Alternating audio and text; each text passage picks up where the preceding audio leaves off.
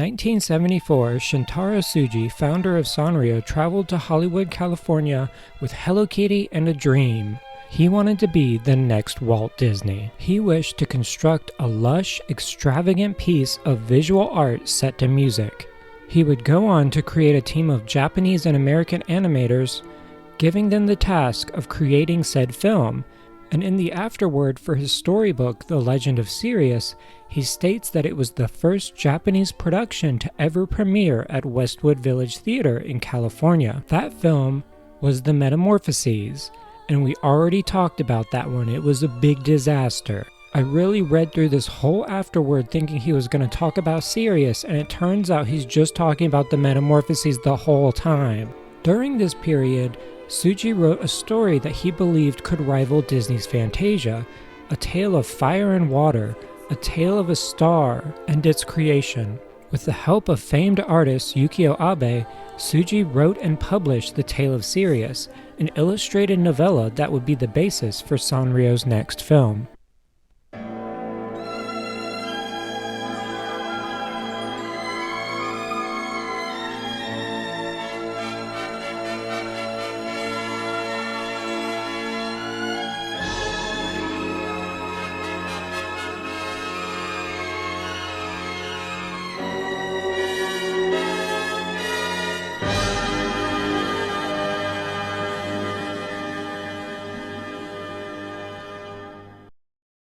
Released as part of Sanrio's 20th anniversary in 1981, The Legend of Sirius is a Japanese animated film directed by the great Masami Hata.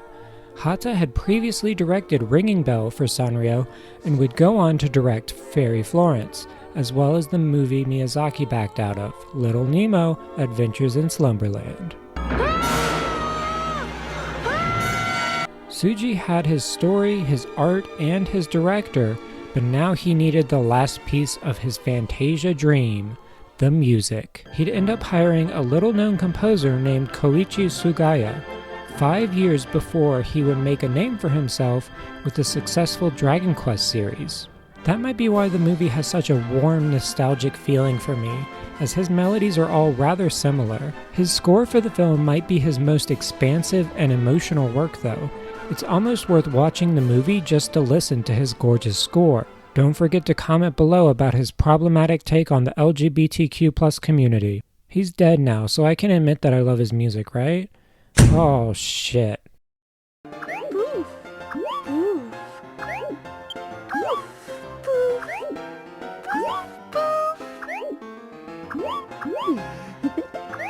Have you ever felt a pair as warm and soft as mine? Oh, just relax and enjoy. Voila! Le pouf pouf! The plot of Sirius is pretty simple.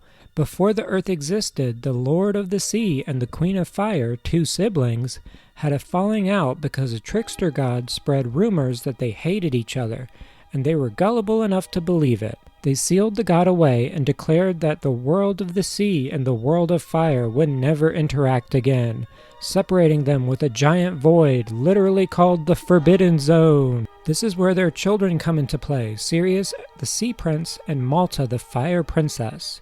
You'll never guess where this is going. Our play's about two families in Verona, Italy, who feud and fight and hate each other very bitterly. From one family comes Romeo, from the other, Juliet. So yeah, the plot isn't anything special, but it somehow works. There's a reason star-crossed lovers continue to be common, and that's because it's pretty effective, at least when done well. They even remade this movie in 2022 in the form of Elemental, which I still haven't watched. I assume they both died at the end of it. That's not a spoiler, by the way. You knew it was happening when I said Romeo and Juliet. It's about how it happens that matters, and damn does this movie make it painful. Especially if you're listening to the dub. Ooh, Sirius, wake up! Yes, I made the mistake of watching it with the dub first. So let's look at the cast. There's Sirius, the plucky young protagonist who has a very rubber-hosed Tezuka look. He has a sidekick named Teak, who is named Bibble in the English dub. Whoa! Hey, what the? Oh, it's you, Bibble. You're still with me, huh? Okay, let go. Yes, Bibble.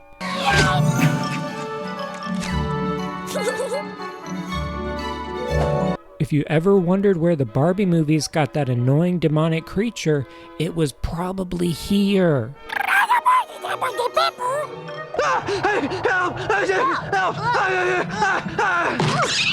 I don't care if that's misinformation. I'm pretty sure someone who wrote those Barbie fairy movies saw this and was heavily influenced. It's full of fairies and has an annoying sidekick named Bibble. Have at him, brave Sir Bibble!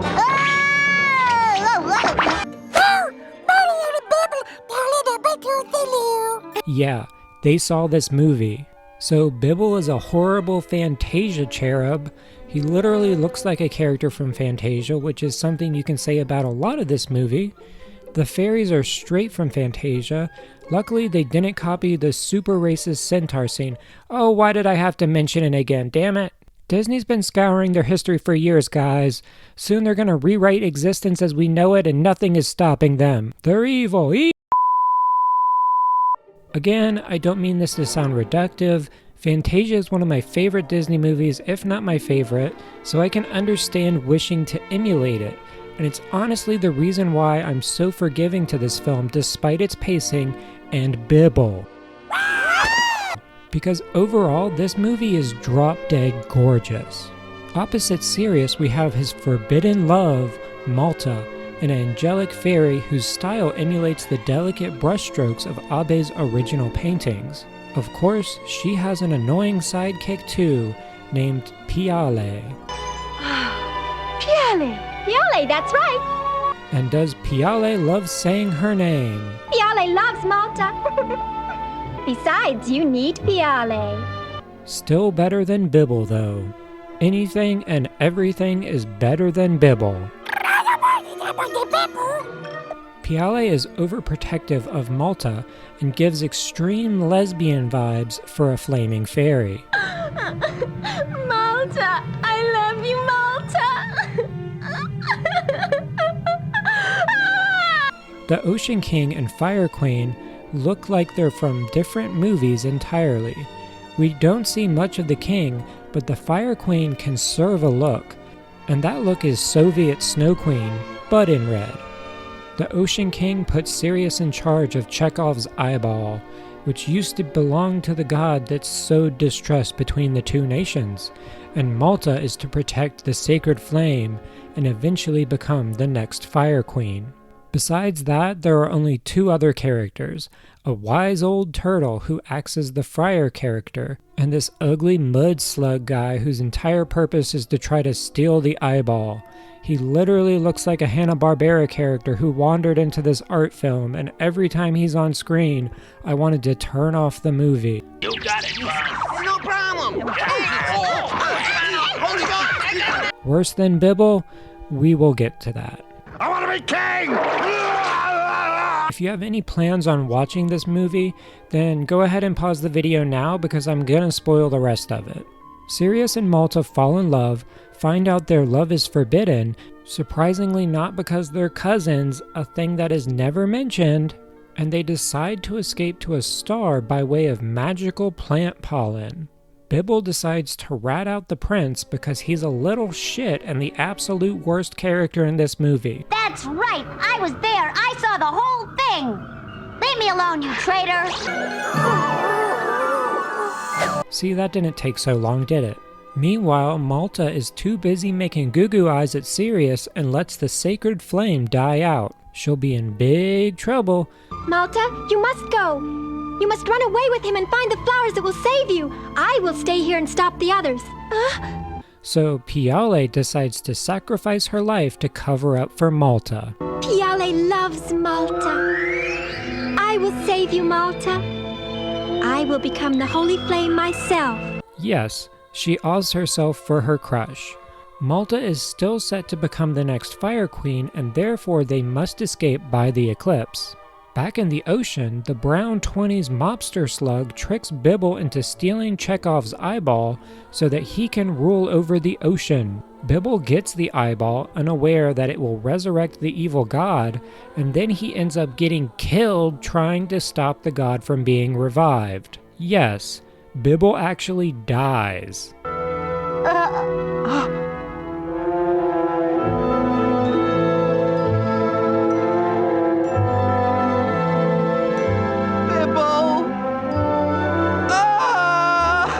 Barbie would never. No, Bibble. I don't want you to come. It's too dangerous.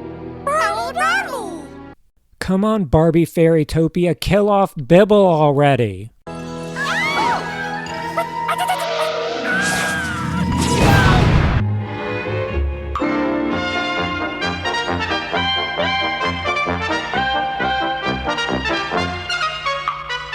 Sirius is too busy watching Bibble's demise, and he misses the eclipse. Wait!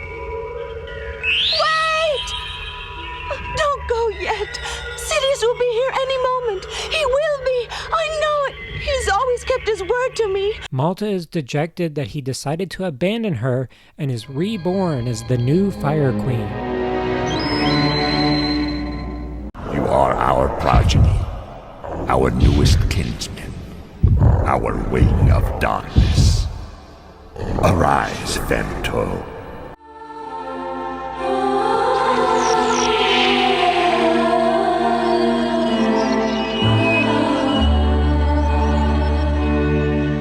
He shows up a little too late, slips on some rocks, and blinds himself. Malta! Malta! I waited for you. I thought you would come, but you didn't. And now, it's too late. Then he just sort of walks out into the sun and it kills him. I'm coming to you! I'm coming to you! Go back! Stay out of the sun! It will kill you, Sirius! Ah!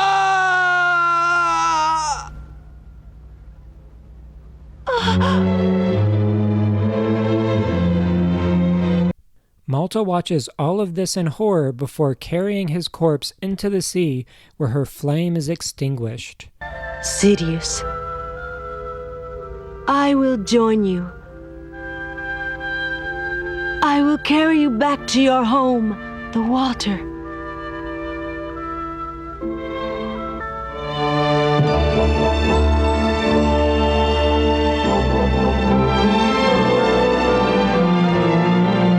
The two lovers become the star Sirius, and the gods mourn their children as fire and water are finally reunited.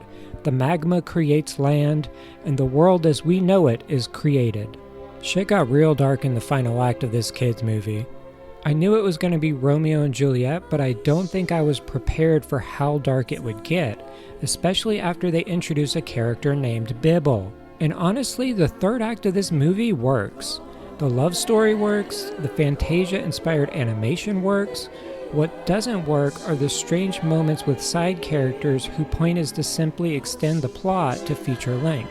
There doesn't need to be a villain in the form of a 20s mobster slug. The conflict between the families is enough. This is the closest Sanrio ever got to making a Silver Age Disney film like Cinderella or Sleeping Beauty. They're probably the peak of their respective studios and animation as a whole. But they have these strange tangents about talking mice and drunken fathers that overcomplicate a narrative that doesn't need the type of levity they're bringing. If Sirius had been the same length as Ringing Bell and not the full 90 minutes, then I believe this would be as well regarded as Belladonna of Sadness or Angel's Egg. Instead, it falls into this strange cross-section of wanting to be high art and wanting to entertain children, which is something fairly consistent with all these Sanrio movies. Suji really wants to create something artistic, but at the same time they're trying to market it. It's a film that tackles challenging and emotional themes that were rare to see in quote-unquote children's media of the time, and even more rare today. Sanrio wasn't afraid to present heavy topics to its audience, tragic themes of death, self-sacrifice, and hypocritical authority figures. Suji's story is one of beauty and pain, a story as universal as the stars we see in the sky. He dreamed of creating art that elevated the medium of animation, and could be enjoyed worldwide. While these dreams did not come to fruition from the legend of Sirius, maybe they could from Suji's next attempt at Fantasia, Fairy Florence.